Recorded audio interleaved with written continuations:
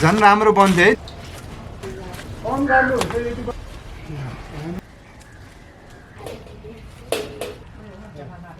पारा मिल्दैन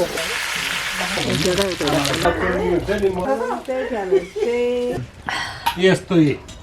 गरेर सबै खायो नि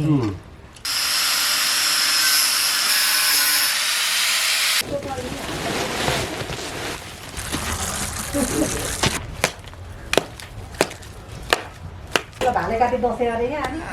अब भाले काट्नै बाँकी छ अझै भाइ ढिलो पनि खानुपर्ने कहिले हो आजै खाने हो कि हो घरमा एउटा बस्छ घरमा पनि नराख्दा पनि हुन्छ त्यही त त्यो बल्ल पो याद आयो तपाईँले भन्नु साँच्ची झन् राम्रो बन्थ्यो है त्यसले अब बालुवा माटो छ र तनाव लागिरहेको छ क्या म माटो धेरै चाहिन्छ अझै चाहिन्छ है कति चाहिन्छ माटो त अहिले कतै हाल अनि फेरि यसलाई भिजाएर मुस्ला गर्दै गर्छु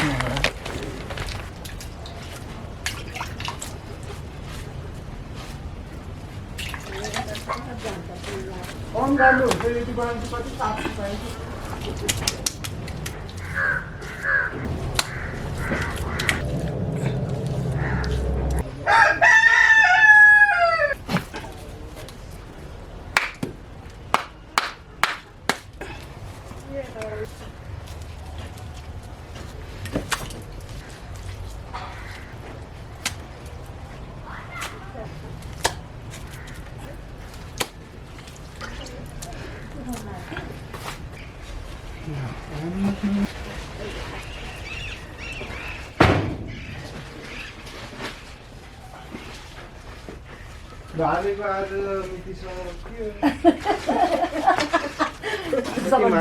डन पल्टिन्छ डन आमा अनि दुईटा कप्टाउनु पर्यो ढुङ्गा छैन दिदी मुसाले केला खाइदिएछ मुसाले केला पहत खाइदिएछ क्या केराको ठाउँमा झुन्डाइदिएको हो मलाई भागो बोल्नु कस्तो यस्तो अनि पार्दा घर यस्तै भएको गरेर खान्छ बाँसमा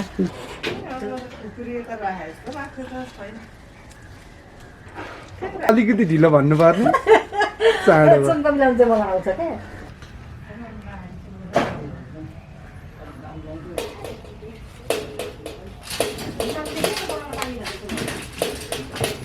बरुणको फर्ममा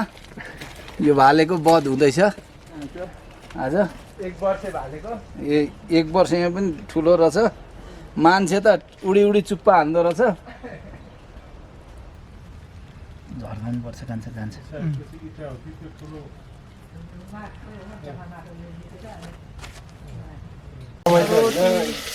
अनिवार्य हो के गर्छ अब पारा मिल्दैन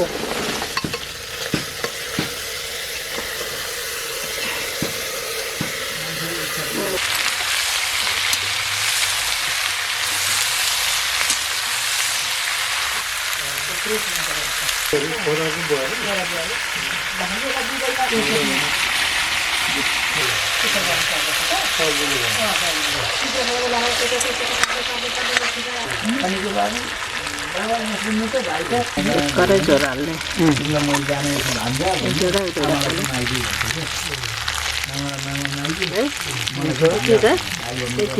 हुन्छ हौ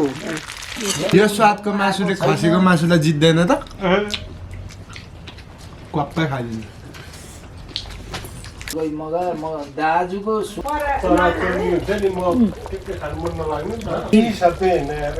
दिदीले भान्जीले किरणलाई पनि लगिदिएको त्यही पनि त्यतिखेर त कुखुरा चाहिँ बिचरा छुच्चो रहेछ क्या थुक्पा चाहिँ नत्र अन्त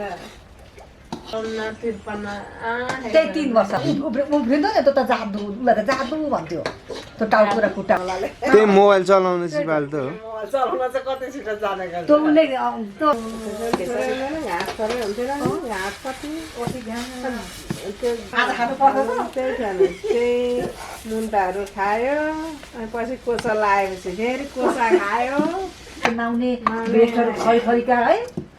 मलाई त डर हाल्छु नि ढिडो भाइ ढिडो अब खान सिक्ने हाल्छ ढिडो है गरौँला त सानो भयो त त्यो त पानी थप्न पाइहाल्छ ए होइन ठिक छ भन्नाले एकदम अडिलो हुन्छ कि यो टक्क के साह्रो मजाले पाकेछ हेरो पहिला हामीले तेरो खै? झोलमा हात बिजाउने यसरी बिस्तारै खै तेरो बटुका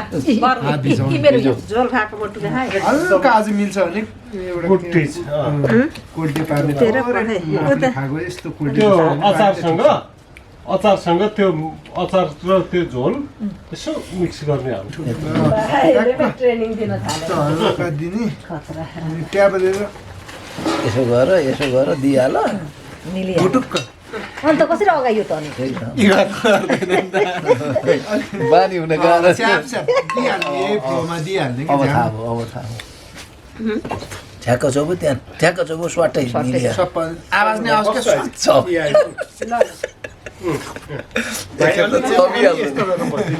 अलिक यता बरु अलिक यता आमालाई म चाहिँ अझै यस्तो गर्छु कि यसलाई त यो अचारसँग यो झोल के टेस्टी हुन्छ नि त देखाइदिँदा भयो कत्रो हाल्नुपर्छ म त धेरै ठुल्ठुलो खान्छु त्यो बानी हो बिस्तारै बिस्तारै बढाउँदै जाने पुष्पले चलाउँदैछ पेटमा तातो तातो जाओस् क्या घाँटीबाट।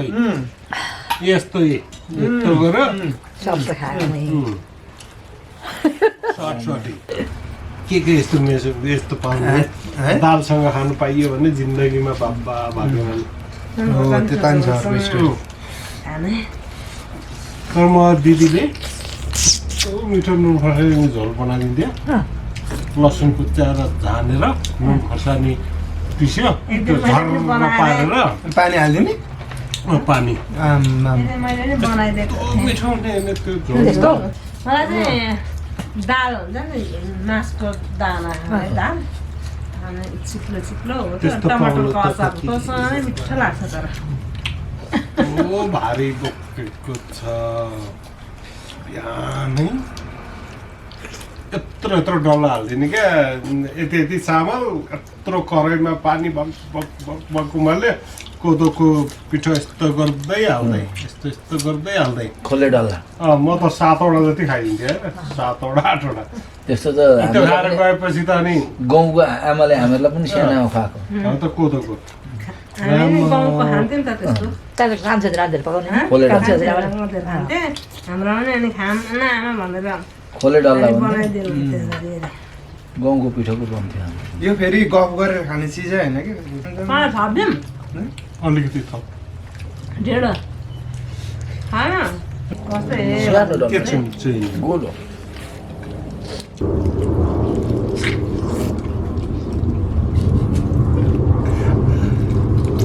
अब जस्तो हामी पाहाडमा घरमा त पल्लो छेउदेखि यहाँसम्म हुने नि त मेरो छेउमा चाहिँ दाईहरू बस्ने के म त अब त्यो भात नखाने त भात नभए पनि हुने के मलाई चामलको ढेँडो भएपछि हुने अनि ढेँडो ड्याङ ड्याङ यहाँ हालिदिन्थ्यो के मलाई आउने चामलको भात चाहिँ उसलाई अनि भात र चामल दुइटै बनाउँथ्यो कि स्वान्डी अनि सुरुमा भात खान्थ्यो सुरुमा भात होइन सुरुमा ढेँडो सुरुमा ढेँडो खान्थ्यो अनि भात खान्थ्यो कि त्यो ढेँडो चाहिँ ड्याङ ड्याङ मेरोमा हालिदियो त्यो फेरि गाह्रो नि हो हाल न अचार अचार हाल्दै अरे यसो साथी त अचारै रहेछ नि त मेन अचार चाहिँ कुकरमा चुलामा पकाइन्छ नि ग्यासमा हजुर यस्तो मिठो हुँदैन कि आयो मासु ब्रोइलर कुखुरा नै लोकल जस्तो बनाइन्छ आमाले एकदम मिठो बनाउनुहुन्छ ब्रोइलर लुप लाग्छ नि दाजु ढेँडोको मलाई पनि लाग्छ यसमा मेहनत पनि धेरै हुन्छ नि त अँ चलाएको चलाइ गर्नु पर्यो भात जस्तो छोड्नु अब खानालाई चलाएर अहिले त सिठी लगाइदिँदा भइगयो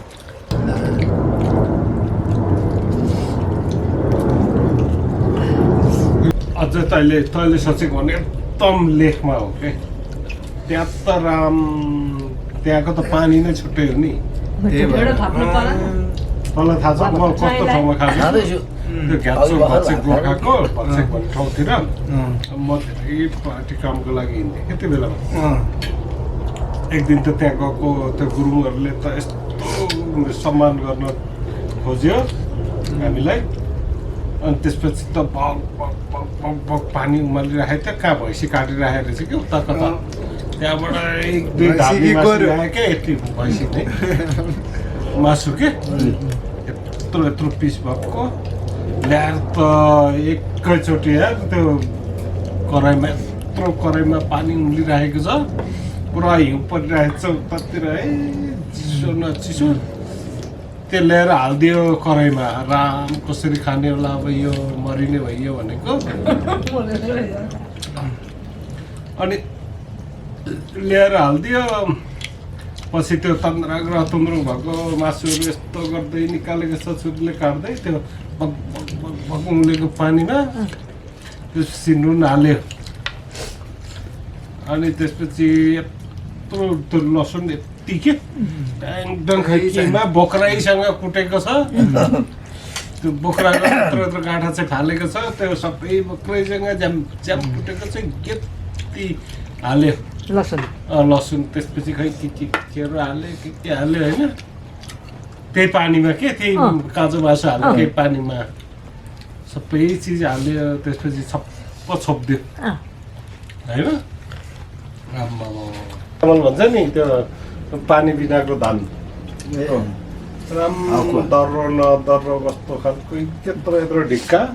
ढेँडोको ढिक्का भयो नि त यस्तो नरम हुन्छ रट्ट परेको चिसोले अनि त त्यो मासुको त्यो झोल त राम यस्तो मिठो भएको होइन पछि खाँदा त दिग दिग दिग दिग लागिरहेको थियो पछि त त्यो सेतो सेतो यत्रो यत्रो झोक्टा मासु पनि फक फक भएको के त्यो पाकेर ढक्काएर पकाएको नि त लसुनको यत्रो यत्रो पिसै डल्लो डल्लै